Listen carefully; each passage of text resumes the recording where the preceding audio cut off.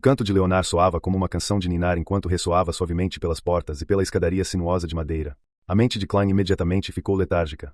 Ele sentiu como se visse um luar silencioso e um lago sereno e ondulante. Suas pálpebras rapidamente ficaram pesadas, como se ele estivesse prestes a adormecer em pé. Em meio a essas sensações indistintas, ele também sentiu um foco estranho, sem forma e indiferente em suas costas. Era como se ele próprio estivesse vagando pelo mundo espiritual. Uma desconcertante sensação de déjà vu tomou conta de Klein quando ele subitamente recuperou sua linha de pensamento. Com sua forte percepção espiritual e extrema familiaridade com a cogitação, ele escapou por pouco da influência do poema da meia-noite. No entanto, ele permaneceu sereno e dificilmente conseguia evocar qualquer emoção. Logo, Leonard parou de cantar e virou a cabeça com um sorriso. Estou pensando em pedir permissão ao capitão para solicitar um alaúde Feina Potter. Como pode não haver acompanhamento ao cantar? Brincadeira. Consigo ouvi-los dormindo.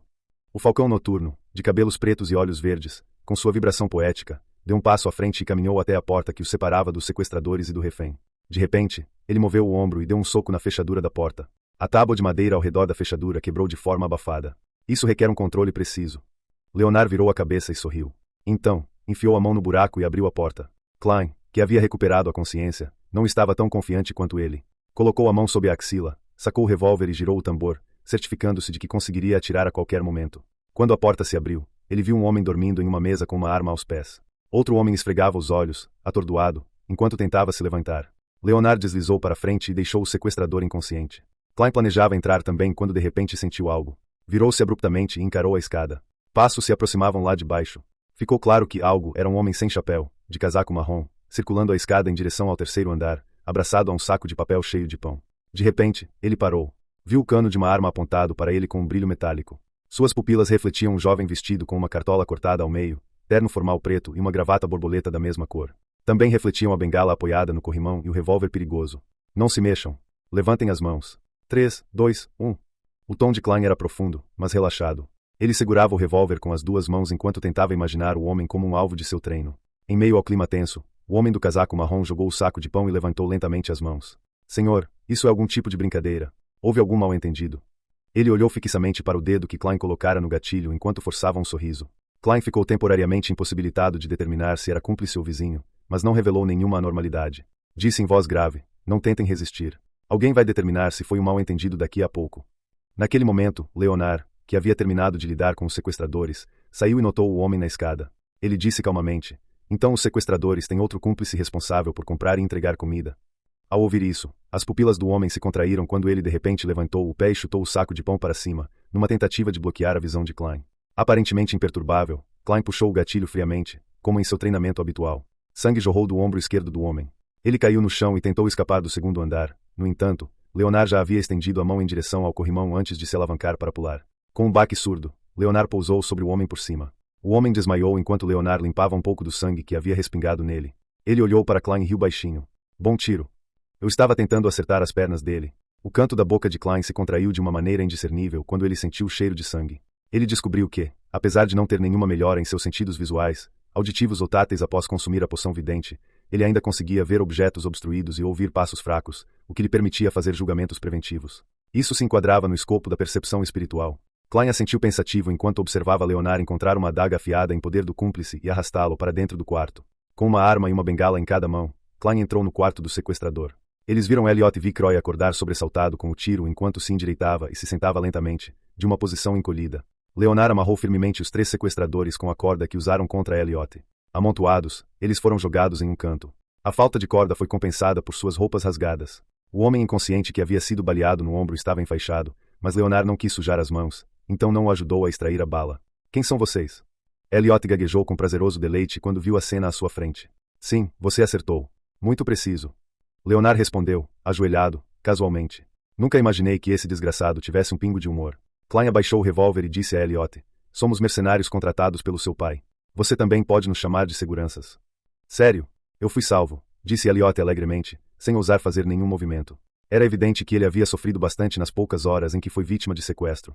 Ele não demonstrava a precipitação que alguém da sua idade normalmente teria. Leonard se levantou e disse a Klein: desça e chame alguns policiais de patrulha. Peça para eles informarem o vendedor de tabaco. Não quero sair com uma criança e 4 idiotas como se fosse um sequestrador. Klein, que se perguntava sobre as consequências, assentiu. Guardou o revólver, pegou a bengala e caminhou até a escada. Ao descer as escadas, teve a incômoda sensação de ter esquecido algo. Além disso, ouviu Leonard dizer a Elliot, não fique nervoso. Em breve você verá seu pai, sua mãe e seu antigo mordomo, Clay. Por que não jogamos uma partida de quinta? Klein conteve o riso e saiu para a rua. Com a ajuda de pedestres, encontrou 2 policiais patrulhando. Ele não usou seu distintivo e identificação como membro do Departamento de Operações Especiais. Em vez disso, ele usou sua identidade como membro de uma empresa de segurança profissional e relatou os acontecimentos de forma factual. Quanto à posse de arma, ele não estava nem um pouco preocupado. Ele havia recebido um certificado de porte de arma para todos os fins anteontem. Seu pedido foi agilizado por meio de trâmites internos. Os 2 policiais trocaram olhares e um deles saiu para reunir reforços e informar a família Vickroy. O outro policial seguiu Klein até o quarto dos sequestradores. Depois de esperar por mais de 40 minutos, Leonard fez um sinal para Klein, enquanto o policial não estava prestando atenção. Klein deveria sair sorrateiramente da sala com ele. Acredite, ir para a delegacia é uma tremenda perda de tempo. Vamos embora primeiro, explicou o falcão noturno de porte poético com um olhar relaxado. Como Leonard deixou claro que não assumiria nenhuma responsabilidade por quaisquer repercussões, ele não respondeu e o seguiu. Quase 5 minutos depois, algumas carruagens correram para o prédio onde os sequestradores estavam. O velho mordomo, Clay, desembarcou com seu corpulento mestre, Vickroy. Até aquele momento, ele ainda estava atordoado. Achava inacreditável que a notícia chegasse tão rápido. Parecia um sonho. De repente, ele ouviu um estalo agudo quando se virou. Uma carruagem de 2 rodas passou com as janelas abertas. Leonard, de cabelos pretos e olhos verdes, estalou os dedos novamente. Depois de passar pela carruagem de Vickroy, Leonard fechou a janela, virou-se e olhou para Klein. Ele estendeu a mão direita e sorriu. Foi um prazer trabalhar com você. Não acho que estejamos em bons termos. Klein balançou a cabeça educadamente. Ele não esperava que o caso de sequestro fosse resolvido tão rapidamente. Tudo o que podia fazer era se maravilhar com as capacidades dos Allens. Mesmo sendo apenas um além de sequência 9 medíocre, ele era capaz de fazer muitas coisas inconcebíveis. Este é um gesto de celebração da paz entre aristocratas após um choque de espadas, explicou Leonard com um sorriso. Eu sei. Klein tinha muitos colegas de classe aristocráticos. Ele olhou pela janela e disse, franzindo a testa, não deveríamos confirmar com o Sr. Clay? Se ele acredita que a polícia resgatou Elliot, nossa comissão será reduzida pela metade. Um total de 100 libras. Não havia dúvidas sobre o fornecimento da localização dos sequestradores a partir do encontro anterior. Não se preocupe. Para nós, dinheiro não é tão importante, disse Leonard, dando de ombros. É muito importante para mim. Klein forçou um sorriso educado e disse, muitos poetas morreram cedo de pobreza. Leonard riu baixinho. Acredito que Elliot não mentiria sobre esse assunto. Posso dizer que ele ainda tem um pouco de inocência. No entanto, você também não receberá muito da comissão de 200 libras. Quanto eu ganharia? Perguntou Klein imediatamente. Como sempre foi a regra tácita, metade da comissão seria entregue à senhora Oriana como financiamento adicional para a equipe. O restante seria dividido entre os membros. Uma pena que você não seja um membro formal. Você receberá apenas cerca de 10% da metade restante. 4,5. Isso também não é nada mal. Klein fingiu sentir a pontada e perguntou.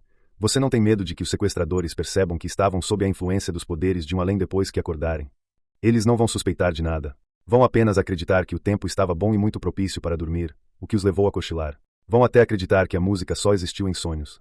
Isso é algo que já verificamos antes, respondeu Leonard, com muita confiança. Em vez disso, são as suas balas de caça ao demônio que podem levantar suspeitas. Claro, você sendo um afeminado que gosta de misticismo seria uma explicação perfeitamente razoável. Entendo. Klein ficou aliviado. Ele só sentia como se tivesse esquecido ou deixado passar alguma coisa. Ao retornar à rua Zouteland, Klein não esperou a chegada de Clay. Foi até a casa de Welsh e pegou um caminho diferente para casa. No caminho, comprou carne e azeitonas para o jantar.